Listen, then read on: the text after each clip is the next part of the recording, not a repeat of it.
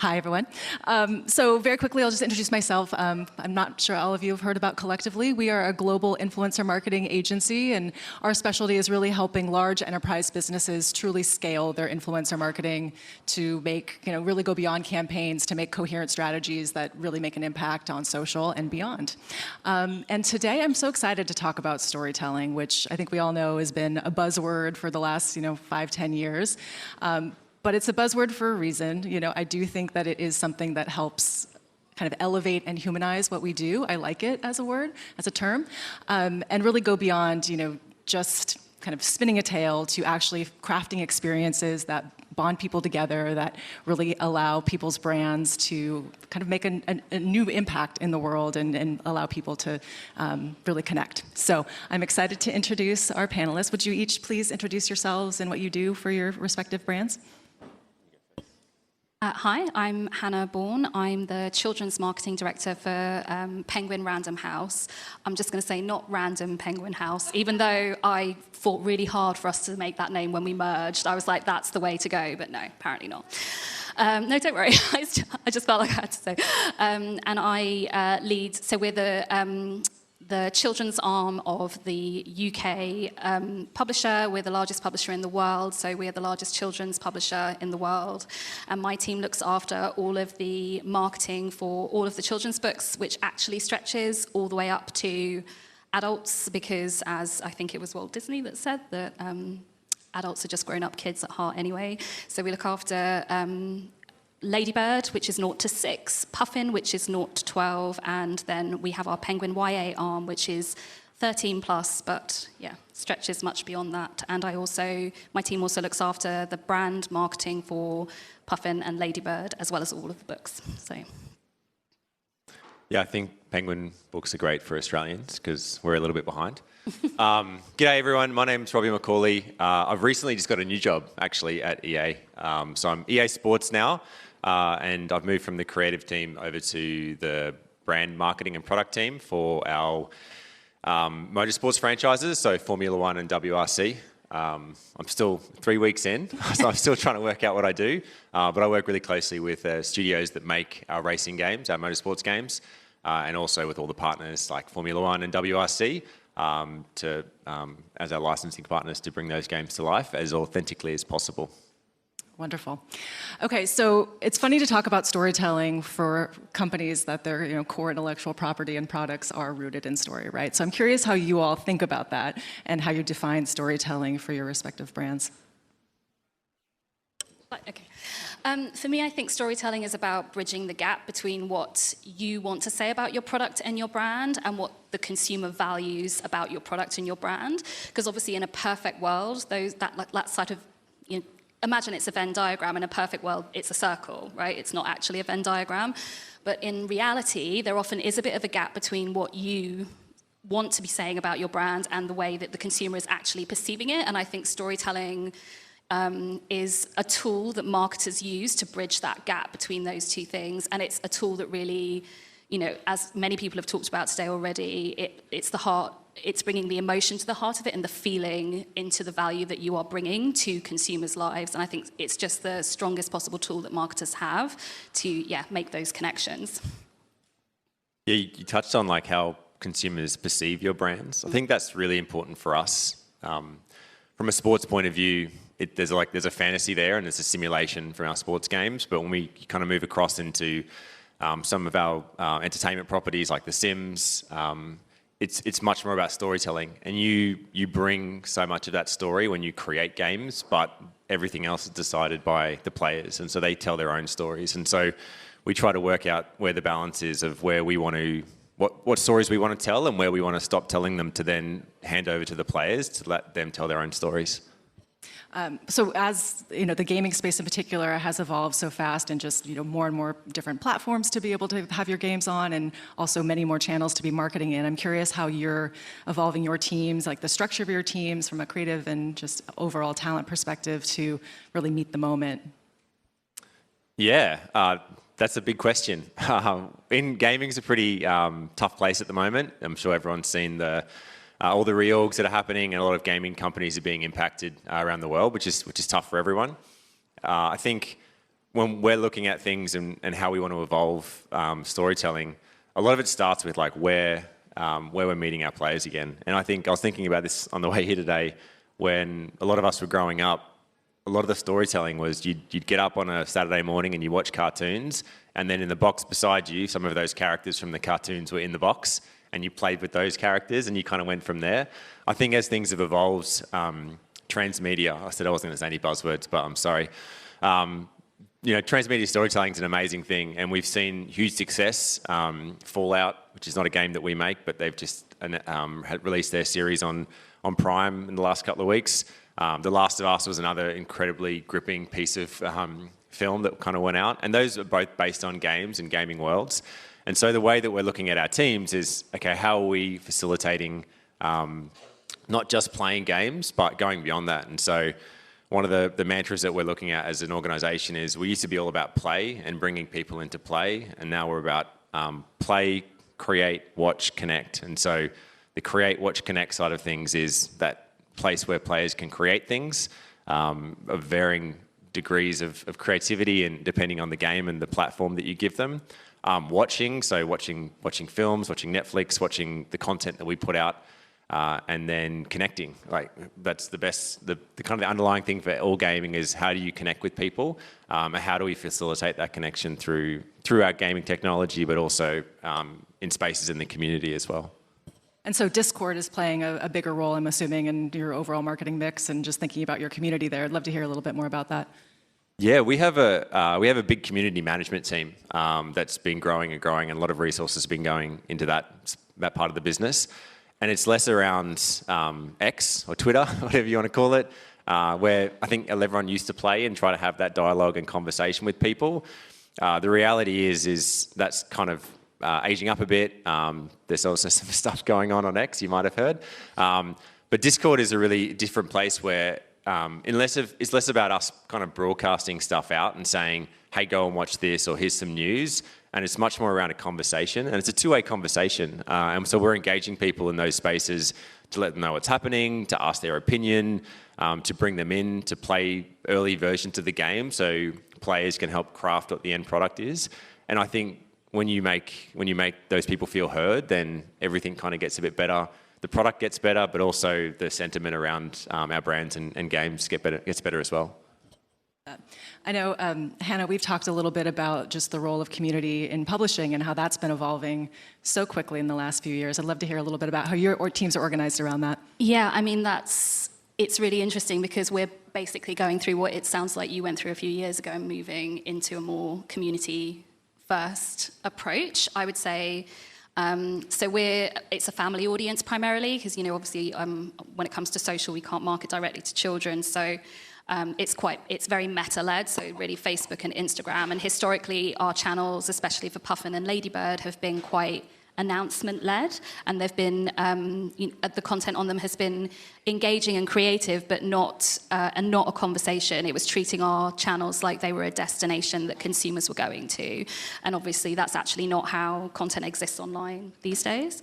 So we've gone through a restructure really recently to reposition, to unkind of pick that entire strategy and make it much more community focused and putting community at the heart of it. And the theory there is that, what we have in spades, because we have hundreds of new books every year, is exceptional content. And so what we want to do is use that content to start meaningful conversations with our community, hope that kind of community interaction drives that brand affinity that you also were talking about, Robbie, and then that at the end is driving a sale, like it's actually just driving a sales engagement. And the way we're doing that is being much more deliberate about how we are creating that content. So we're using particular pillars that we know are incredibly valuable to our audiences. So we're ensuring that every piece of content that goes out on our channels is either relatable, joyful, or useful. So it's either something that parents can literally use in their day-to-day lives, something that brings them joy, or something that they relate to. And if it isn't one of those things, then we are going back to the drawing board until it is one of those things. But that's the structure, and we've restructured to support that better. but that's brand new. But it's really, for me, that's really exciting. I do feel like it's in a world where budgets are getting smaller, teams are being asked to be as lean as they possibly can be.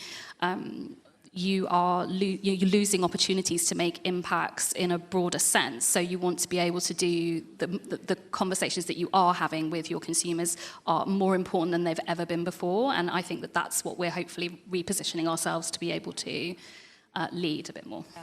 And in an industry where you don't have quite as much access to first-party data about your customers, I'm assuming that listening, social listening, and really understanding what the communities are talking about is a critical part of your marketing. Can you tell us a little bit about maybe something with Book Talk that's been surprising and has impacted what you've been doing? Yeah, okay, so Book Talk's a really interesting one. So Book Talk kind of catapulted onto the scene in about 2019, and really the rise was stratospheric in 2020 through the pandemic, obviously. It is, for anyone who doesn't know, it's like the bookish corner of TikTok, and it's teenagers, it is older people as well, though I would say, because YA is one of those, it used to be an age range. It used to be sort of 13 to 18-year-olds, books for 13 to 18-year-olds, books with teenagers as the main characters. It's not the case now. Like, YA is an entire genre of its in and of itself, with all of these subgenres sitting underneath it around romance and fantasy and romantasy, and it's got a million tropes like enemies to lovers and forced proximity and why choose and all these things. And I would say it's fair to say that we were late to the party when it came to TikTok. We launched it last year. We launched a House of YA channel in TikTok.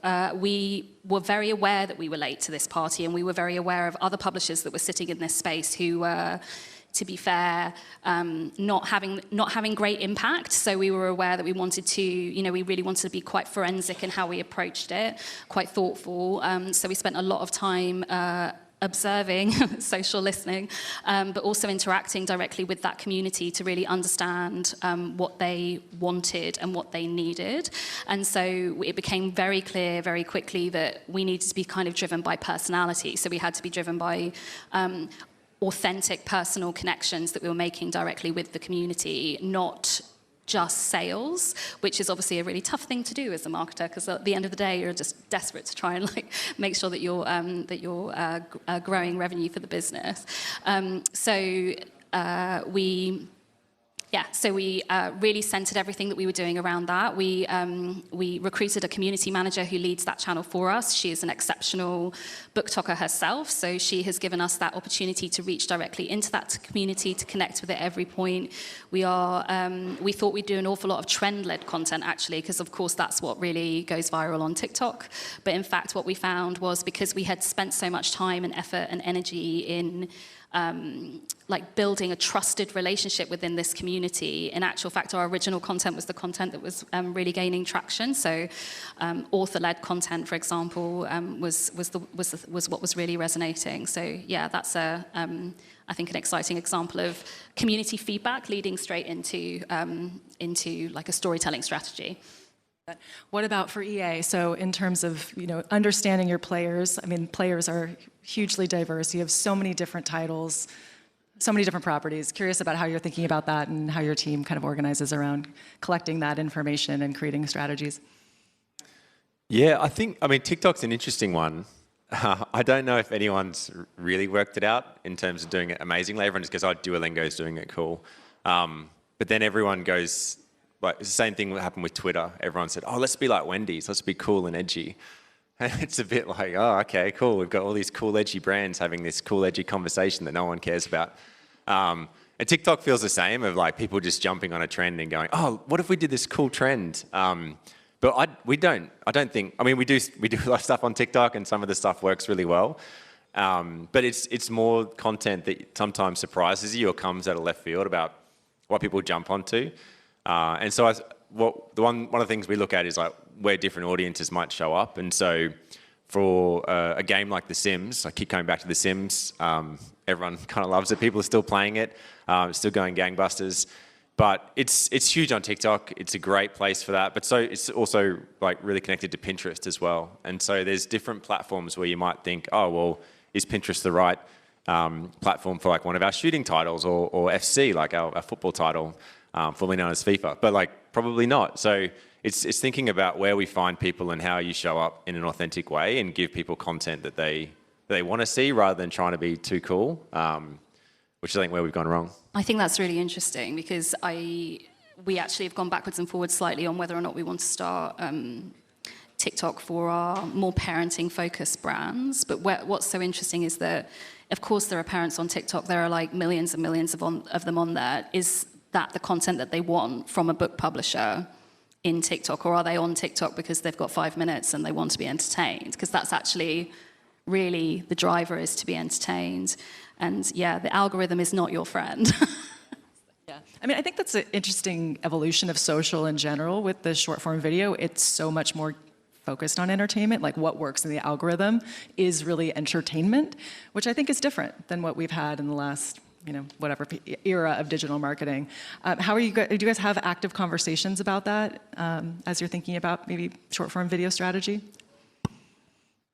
I think one of the things we think about is how we're giving people content that they not only want to consume, but they want to share as well. And so, like, I'm sorry if there's anyone from Google here, but Google's pushing a lot of like, you should use, more short form content, right? This is what we want to do. And I was like, okay, cool. Like, that's obviously like there's some monetization stuff happening there, and there's a time and a place for it, and it works.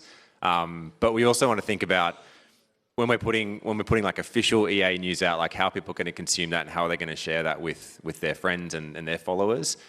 And like we're very lucky in the fact that people do create a lot of UGC because it's their way of expressing how to be creative.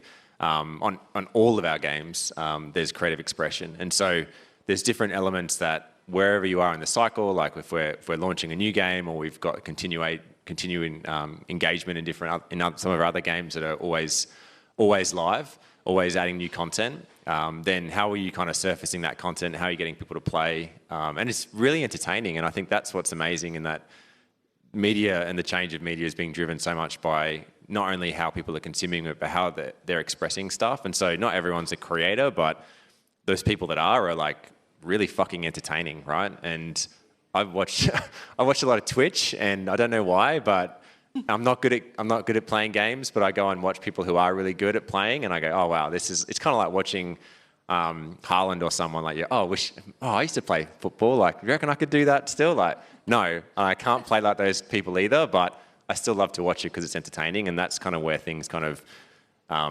really, really get reach, because you can say so much, you can do so much, but as soon as someone else takes your brand and expresses themselves, then it really, really gains value. So for both of you, I think you have these really active earned media communities, right? Like people that just advocate for your brand, whether, almost no matter what you do. I'm curious if you have more directed creator strategies and what that looks like, where you're, kind of choosing people to advocate for you, and just how that kind of shows up for launches or for other kind of important marketing milestones. Do you mean like on a longer term basis? Mm-hmm. Yeah, so we have done that. We haven't ever. I would say that it's our strategy in that space has been less sophisticated to date, but I think that it is something that with this new community-first approach is going to become more of a hallmark of how we operate. One of the reasons why we wanted to move into this space is because we noticed when we were doing like an overall review, like a heuristic review of our channels, which happened at the beginning of last year, that we had an awful lot of micro-influencers that interact with Ladybird specifically on a day-to-day basis, because Ladybird is it's a preschool brand. It is entirely built around development and discovery, and how you and your baby and your toddler will discover the world around you. And so, of course, there are many, sub 10,000 followers, influencers interacting with us, and we were not set up from a resource perspective to be able to turn that into a longer term relationship. And that's just lost opportunity that was like passing us by. So that's one of the reasons why this community strategy is so key to how we move forward, I think. Otherwise, our influencer strategy is much more on I feel really a bit embarrassed to sit next to you and say this, but it's much more on kind of a book by book or a campaign by campaign basis. Like we have done year-long campaigns with Puffin, for example, where we've reached out to families. We've done year-long campaigns with Ladybird where we've reached out to families, but it's never been quite so longer term. So yes, I'm embarrassed to say that in a room with the lady from Dove. So Sorry for swearing before. I've had a lot of coffee today. We have a thing called Player Council across all of our games, where we work with creators, bring them in early to do testing, get their opinion, get their feedback. When we haven't listened to them, so we kind of often go down the wrong route, and they offer some really good feedback for us. That's at like the core of everything we do, and then we obviously have a creative team and creator outreach program that works with creators across all of our campaigns. I think it's kind of in a really interesting space for us, both like as an amplification channel, but also as a creative space. And I think working with creators, the biggest thing that we try to do is think about them as an extension of the creative team, instead of just saying, hey, here's our brand, like go and do some stuff. It's more like we bring them into the creative process and try to get them to express themselves as part of that creative side of the campaign as well. That's great. And so I know we have talked about in our prep a little bit about just the fact that you have so many characters that can come out. So it's like, I think some of the gamers on Twitch, like they'll focus on having a particular character and, like live through that. But then those characters also come to life in other storytelling, marketing kind of activations. We'd love to hear about some examples of that. Yeah, I think like The Sims is a great one, but I'll talk about Apex Legends to do something other than The Sims. Apex Legends is a battle royale game. It's kind of like Fortnite if you don't know what it is.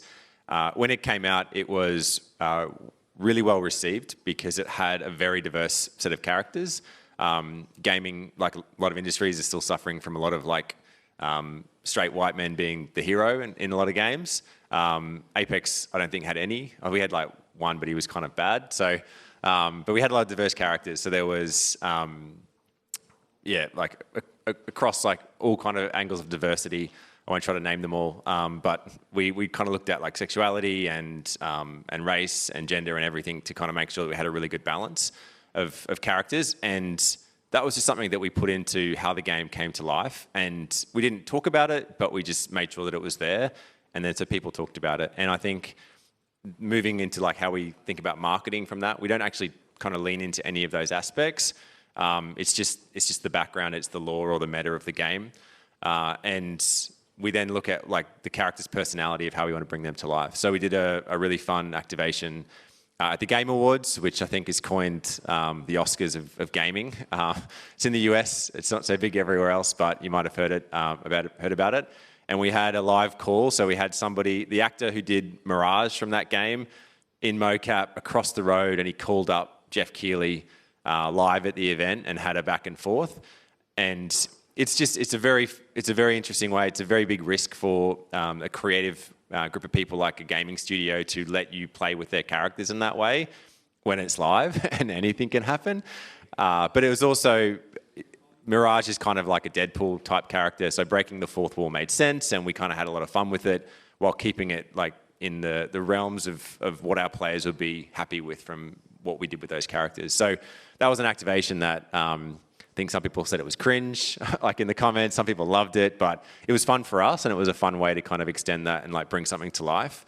But I think it's kind of making sure that you don't have to talk about everything, but if you put the right things into a character like that, then it makes the experience better for everybody. And when you do bring something to life, it's like, how does it make sense for the character in the game? And we had some like big shoe companies, I won't name names, when we first launched that game and said, oh, can you put our shoes in the game? And we're like, well, this doesn't exist on Earth. So that brand doesn't exist. So we don't want to break everything too much and then ruin it for players who like live in that world and want it to be authentic as possible. Sorry, that was a lot. That's great. I'm curious how these imagined worlds maybe come to life, through in the books, how that might come to life in different types of marketing activations for you. Yeah, so it's a little bit different in publishing because there's like a IP ownership issue. So cross promoting of characters is a bit tougher.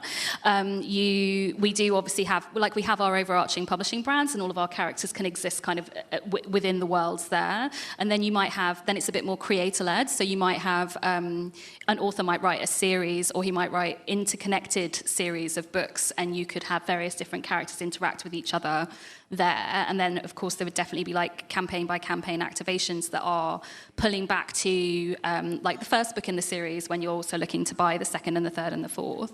I think we also have other examples of where we've like tied creators together rather than characters together. So, for example, we publish Karen McManus, who's the queen of teen crime. She's been a bestseller for 5, 6, 7 years now, and what we often do, we'll pair her with like a debut author so that you can bring them to the same audience. That there's a marriage there in terms of content and in terms of audience and in terms of engagement. But yeah, I'd say it's more kind of creator-led than kind of character-led. So one thing we haven't talked a lot about is just the role of data and like kind of data-driven storytelling being another, sort of marketing buzzword. Curious how you guys are thinking about, validating your strategies ahead of time, using data, or looking at the results of things and using that for optimization next. I'd love to hear just about the process for each of your brands. I think marketing effectiveness, sorry, again, it's a buzzword, but it's never been more important because, we are in a world where budgets are getting tighter and commercial directors and CFOs are asking more and more questions about ROI. And there's definitely like a board level positioning of marketing as a cost center instead of like a investment for the future. So I think it's never been more important as things get more expensive and the marketplace gets more crowded and the consumers get more discerning. I would say that for me, it's a core part of how every team should be building out their campaigns, and it's a core part of it's like the flip side of the coin to creativity. I think when you can use data and insight to make sure that everything that you're doing is as accurate as it possibly can be, and that is what gives you room to be a creative visionary, I think. Like otherwise, you're just doing creativity for creativity's sake. We have a good example from a few years ago. We did a Ladybird brand campaign, and it was centered around. It was at the beginning of the lockdown, so it was centered around infographics of like the real life experience of parents at home with toddlers who. Obviously, I'm sure anyone who had a toddler at the time remembers how incredibly stressful it was trying to learn how to do Zoom and also feed everybody that needed feeding in your house at any given moment. So it was a series of really engaging infographics that came out of Insight that we then used to create much more sophisticated data sets so that 6 months down the line we could use those data sets to actually, at Christmas, we were using those data sets just to sell. So it was a real closed loop around kind of creativity, data, and then sales. That's the kind of sort of approach that we try to take. We're pretty lucky because we can see things pretty live if it works or not in terms of in-game engagement. So if you think that putting the DeLorean into marketing and into Need for Speed, as an example, is a good idea, then your players will pretty quickly tell you if it's a good idea by playing it or engaging with the content. So, yeah. Yeah, so it's constant, basically. How do you guys manage that? Like, do you between product and marketing, what does that look like in terms of being able to have access to all that? I think it's a very quick learning curve in terms of what works and what doesn't, and so gaming is very personal to everybody. I think the danger, not everyone at EA plays games. You don't have to play games to work there. But people that do sometimes get caught up in, if they're really kind of hardcore gamers, then they kind of sometimes get caught up in like, oh, well, this is the game I play and I love it and this is what I want to see in the game. And so it's a pretty quick reality check for those people if you do something and it doesn't translate for the masses. And we have to understand too that and this is something that everyone can feel good about. There's the number of skilled gamers is incredibly low. It's like 10% of gamers, right? So, and when I say gamers, I mean like people that play games, not like a stereotypical kind of typecast person, but 90% of people aren't very good. And so the rest of us want to play as well, and we want to experience stuff, and I'm in that 90%. And so we need to think about like the broad appeal as well as doing things right for the people that are really passionate and want that really hardcore experience. Love that.